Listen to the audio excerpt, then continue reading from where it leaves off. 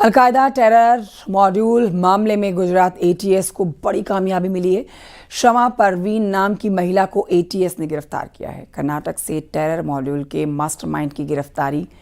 जिसमें al Qaeda terror module से जुड़े 4 आतंकी गिरफ्तार किए गए थे। गुजरात एटीएस ने 2 गुजरात, 1 नोएडा और 1 को दिल्ली से पकड़ा था।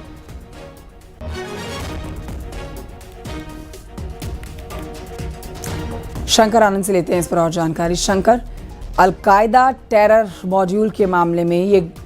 गुजरात एटीएस को जो बड़ी कामयाबी मिली है,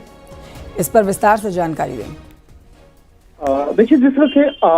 आतंकी संगठन अलकायदा टेरर मॉड्यूल से जुड़े मामले में गुजरात एटीएस को एक बड़ी कामयाबी मिली है और इस मामले में हालांकि अभी पिछले कुछ दिनों के दौरान में देखा जाए तो 5 आतंकी को गिरफ्तार किया जा चुका है और इस आज की जो गिरफ्तारी कहें तो कर्नाटक के बेंगलुरु से शमा परवीन को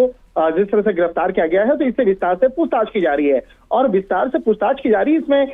कई अलग अलग उसके राज्यों में जो कनेक्शंस हैं बकायदा उन तमाम मसलों पर भी पूछताछ की जा रही है। तो ये शमा परवीन की गिरफ्तारी जरूर कर्नाटक से हुई है, लेकिन इससे पहले अगर देखा जाए तो उत्तर प्रदेश के नोएडा इलाके में भी गुजरात एटीएस के द्वारा एक बड़े ऑपरेशन को अंजाम दिया गया था। और जिस तरह से अगर शमा परवीन की अगर बात करें तो हालांकि ये मूल रूप से झारखंड की रहने वाली है और उसे बेंगलोर से गिरफ्तार किया गया है। और जिस तरह से इस पे आरोप की अगर बात करें तो महिला पर संदिग्ध आतंकियों से सोशल मीडिया के दौरान में उसको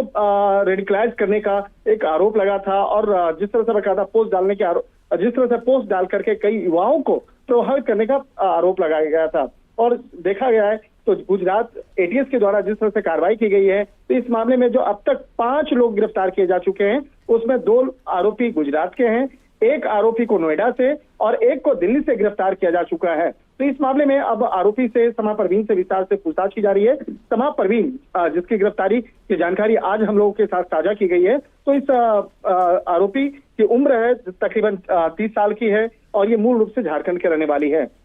और जिस तरह से अगर पोस्ट की अगर बात करें तो वो पोस्ट जो है वो बेहद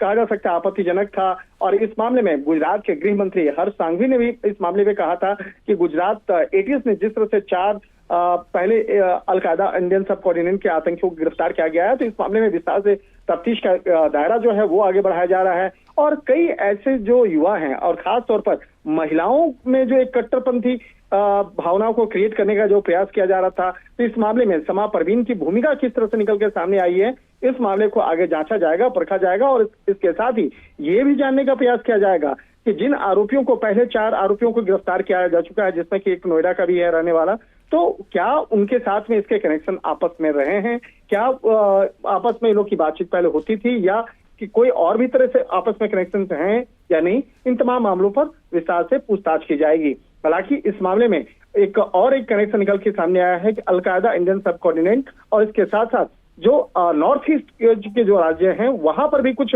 उग्रवादी संगठन के बीच में कुछ आपस में संदिग्ध तौर पे कुछ बातचीत भी हुई है। तो इन तमाम जो मसले हैं इन तमाम मसलों पर विस्तार से तफ्तीश की जाएगी और कहा जा सकता है जल्द ही इस मामले में काफी महत्वपूर्ण खुलासे देखने को मिल सकता है। जी ठीक है, बहुत शुक्रिया आपका शंकर आनंद जानकारी के लिए।